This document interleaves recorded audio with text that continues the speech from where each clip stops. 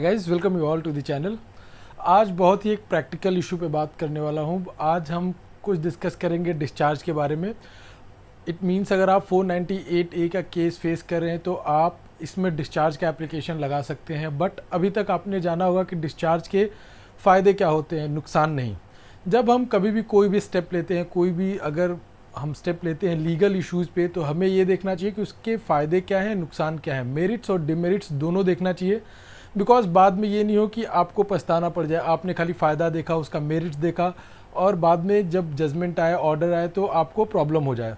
तो आज के इस वीडियो में मैं बताने वाला हूं कि अगर आप डिस्चार्ज का एप्लीकेशन मूव करते हैं, डिस्चार्ज में जाते हैं, तो इस सिचुएशन में आपको क्या बेनिफिट मिल सकता है, क्या नुकसान मिल सकता है, आपके केस में कैसे इफ़ेक्ट कर सकता है। बिकॉज जब केस फिनिश होता है तो वो कहीं ना कहीं आपकी ऑर्डर में, जजमेंट में दिखेगा। तो ऐसा ना हो कि आपका जो ऑर्डर है, जजमेंट है, वो आपके अगेंस्ट हो जाए।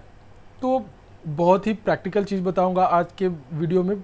तो चलिए वीडियो स्टार्ट करते हैं। वीडियो स्टार्ट करने से पहले I would like to request, अगर आपने अभी तक चैनल को सब्सक्राइब नहीं किया तो please subscribe the channel and video को लाइक और शेयर करना ना भूलें। देखिए, लॉ होना एक टोटली डिफरेंट थिंग है, बट उसका प्रैक्टिकल ग्राउंड लेवल पे क्या रियलिटी है, ग्राउंड लेवल पे इम्प्लीमेंटेशन क्या है, वो काफ़ी डिफरेंट होता है। जैसे कि अगर आप गूगल भी करते होंगे, आप तो ये देखा हो कि हाँ, डिस्चार्ज की एप्लीकेशन मूव कर सकते हैं, वो एक लॉ है। बस उसका इम्प्लीमेंटेशन जो है वो काफ़ी डिफरेंट हो सकता है। बिकॉज कोर्ट में और जो लॉयर्स प्रैक्टिस करते हैं डे टू डे लाइफ में, उसमें काफ़ी डिफरेंस आ जाता है। आपने बहुत सारी चीज़ों में देखा होगा।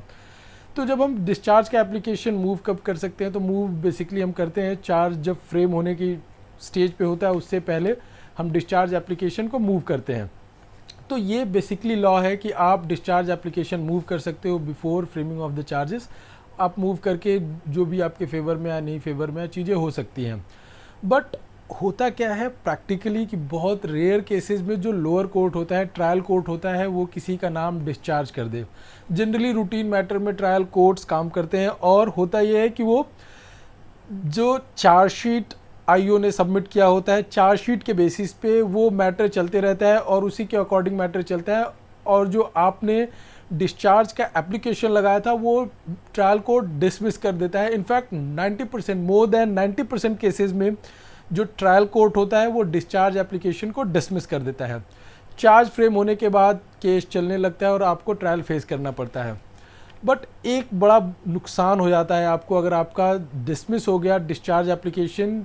तो होता क्या है कि सबसे बड़ा नुकसान होता है जिस मजिस्ट्रेट ने आपका एप्लीकेशन डिसमिस किया, डिस्चार्ज एप्लीकेशन जो आपने लगाया था, वो जिस भी मजिस्ट्रेट ने डिसमिस किया, अगर वो उसमें जज रहता है एट द टाइम ऑफ जब जजमेंट की बारी आती है, तो उस टाइम पे अगर वो जज, वो मजिस्ट्रेट प्रिसाइडिंग ऑफिसर होता है आपके मैटर में, तो वो साइकोलॉजिकली कहीं ना कहीं उसके दिमाग में ये रहता है कि अरे ये तो वही केस था जिसमें मैंने डिस्चार्ज एप्लीकेशन जो किया था डिसमिस किया था। बिकॉज जो भी ऑर्डर्स आते हैं वो कोर्ट की फाइल में वैसे उसके ऊपर ऐसे लगते रहते हैं। तो जो जजेस होते हैं वो भी ह्यूमन बीइंग है आपकी तरह और हमारी तरह, और कहीं ना कहीं उनका साइकोलॉजी में, उनके दिमाग में ये बात रहती है कि इसमें जो डिस्चार्ज एप्लीकेशन था मैंने डिसमिस किया था, तो वो कहीं ना कहीं आपके जजमेंट में रिफ्लेक्ट करेगा, आपकी जजमेंट में दिखेगा। कई बार आपने ये देखा होगा कि आपके पास सफिशिएंट प्रूफ होता है, आपके पास एविडेंसेस होते हैं, बट फिर भी आपको सज़ा हो जाती है, आपको आपका जजमेंट है आपके अगेंस्ट चला जाता है। बिकॉज जजेस भी आपकी तरह, मेरी तरह इंसान हैं, उनका भी साइकोलॉजी वैसे ही काम करता है, साइकोलॉजिकली वो भी वैसे ही काम करते हैं जैसे आप और मैं करते हैं।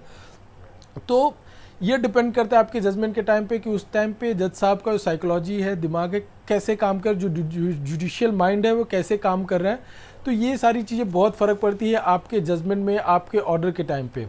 तो अगर सिंपली मैं बताऊं तो डिस्चार्ज एप्लीकेशन जो है वो डिसमिस हो जाता है, मोस्ट ऑफ द मैटर्स में डिसमिस हो जाता है, और इसका नेगेटिव इम्पैक्ट आपके फाइल पे कहीं ना कहीं रहेगा।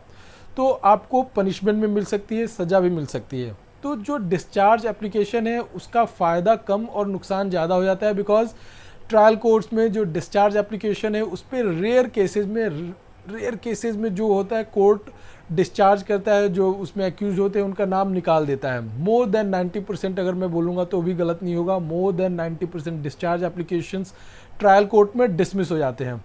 अगर दूसरे जज साहब भी आ गए, अगर सपोज आप ये सोचे कोई दूसरे जज साहब आ गए, तो तो देखिए जो दूसरे जज साहब आएंगे उनके पास भी वो फाइल आपकी जाएगी और वो ऑर्डर कहीं ना कहीं उनको दिखेगा और उनके भी साइकोलॉजी में वो बात आएगी कि अरे इसमें तो ऑलरेडी डिसमिस किया हुआ था, जो डिस्चार्ज एप्लीकेशन है उसको डिसमिस किया हुआ था। तो ये अगेन आपके केस में नेगेटिव इम्पैक्ट डाल सकता है।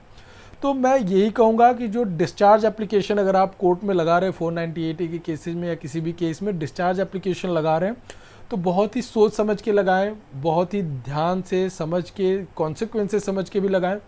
इससे बेटर ऑप्शन हो सकता है आपको क्वेश्चन के लिए, आप हाई कोर्ट में क्वेश्चन के लिए जा सकते हैं और हाई कोर्ट से क्वेश करा सकते हैं।